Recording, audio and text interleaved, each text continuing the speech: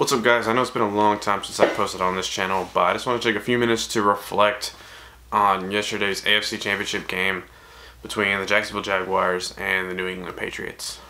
So today I just want to discuss about how I think that the NFL as a league had influence on this game by way of the officiating crew. And I don't mean that the Jaguars lost this game because of the officiating, because that's not what happened.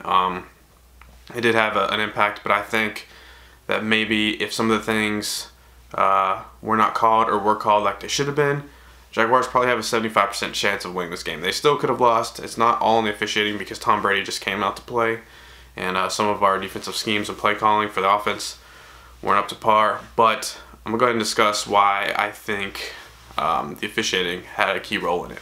So this is going to start all the way at the top with the league's main office. The big guys, the corporate guys at the top. I'm going to go ahead and tell you right now, they probably had some kind of meeting or powwow with the officiating crew of this game to ensure that, not in an obvious way, but in a way that the Patriots come home with a win. I'm going to tell you why. So we all know that the NFL is all about the ratings and the money. They don't care about the players. They don't care about the fans. It's just the ratings and the money is all the NFL wants and cares about. So look, when looking at the possible Super Bowl matchups, the final four quarterbacks aren't usually what they should be. We have Tom Brady, who's excellent. We have a bunch of subpar quarterbacks that were left. So from the NFC side, we know we're either going to get Case Keenum or Nick Foles, who are backup type quarterbacks. They're not superstars. They're not Drew Brees, Aaron Rodgers, anything like that. And then on the other side, we have Blake Bortles, Tom Brady. How many people do you think are going to tune in to watch a Blake Bortles, Nick Foles Super Bowl? Probably, besides the very passionate fan bases, not a whole lot of people. That is just not an appealing quarterback matchup. You don't have a superstar out there. You have a bunch of subpar quarterbacks. Now, mind you, they did perform well in the playoffs, but as a career, both quarterbacks have had subpar performances as a whole.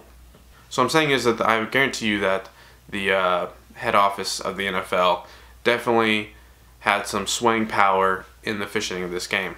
A couple things come to mind when I'm thinking of this. I think first of the A.J. Boye pass interference down the sideline where one, the ball was uncatchable, two, Boye had his head turned and was looking back for the ball, and three, Cooks was out of bounds. Another instance I can think of, I think we got a sack on the play anyways, is one of the Dante Fowler sacks. But it was where Brady was running around in the pocket, and there was a clear hands to the face on Yannick Ngakoue trying to get to Brady, where one of the linemen literally just had his hand up under his neck like this, pushing his head back right in front of Clete Blakeman, the head official. No flag was thrown. There were also several holding calls that were not called on the Patriots offensive line, where they just had around the outside of the shoulder pads and just didn't call it. And I think another huge call is the Miles Jack fumble recovery, where they blew the play dead when he got up and ran when only old man Brady was back there to stop him. That's a defensive touchdown all day if they don't prematurely blow that whistle, which has happened to the Jaguars this season before. But I mean, that's another 7 points right there, and at that point the game's probably over. Jags take home the win. On top of that, players in the Jaguars locker room talking about a play I didn't specifically see myself, but it was one of the plays. Amendola apparently headbutted Tayshaun Gibson right in front of officials. Nothing was called. I don't know. I didn't see that, but I've heard several accounts of that from the players' locker room.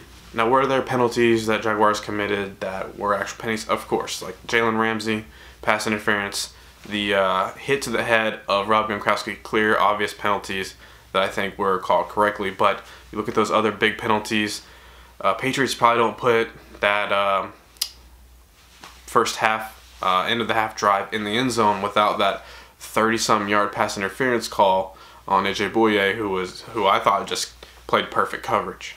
Again, like I said, I don't think Jags lost because of the officiating, but I think it did have a huge part in it, and I can guarantee you that Roger Goodell and his staff up there in the main office of the NFL, the head office, they had some kind of input to make sure that Tom Brady was in the Super Bowl, so they would have at least some kind of draw to the general fan who's not you know, super passionate about the game and only wants to see like a really good game.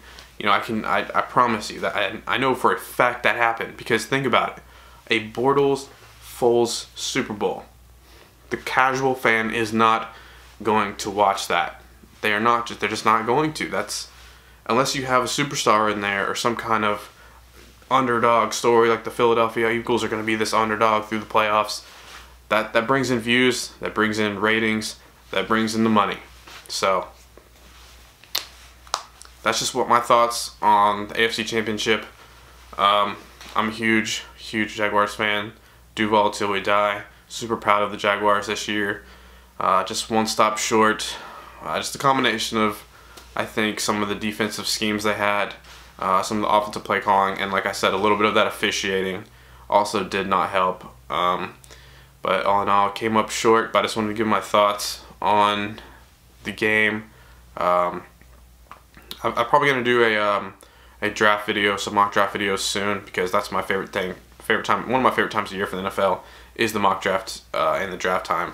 So I know I've been active on this channel for months, but like I said, I've been focused on my gaming channel, trying to get that up and going. Anyways, hope you enjoy this video, guys. It's a sad, somber day for the Duval Nation, Jags Nation. But there's always next year. We've got a young, talented team ready to go back to that same spot, even farther next year. But signing off for now. See you next time.